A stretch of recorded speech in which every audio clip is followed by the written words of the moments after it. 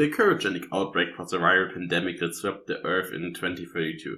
Due to the speed of transmission, pandemic efforts failed and scientists were unable to pinpoint the origin of the virus. The corrugenic virus corrupted the genetic structure of the infected, and though symptoms and severities differed, the disease eventually led to death.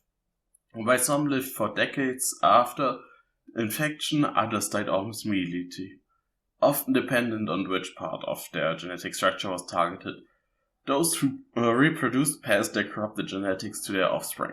Due to the outbreak, the Earth experienced a rapid decline in population, leading to the breakdown of essential infrastructure, supply lines, and the global economy. Countries experienced severe resource shortages and rapidly escalating crime rates.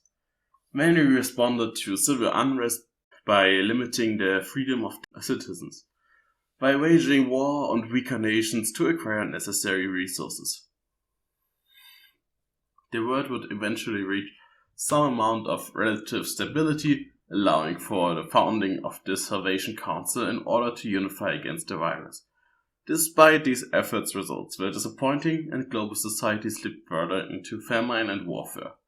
With extinction closing in, thousands of sanctuaries around the world remain the final hope for survival. Now that we have the law out of the way, we can talk a little bit about it. So first off, the most important thing is that all the story began for now in 2032. We don't know how the virus came into existence and where it came into existence, but I could see it be some failed experiment from another nation. Could be an interesting path to explore, but that's not the point now.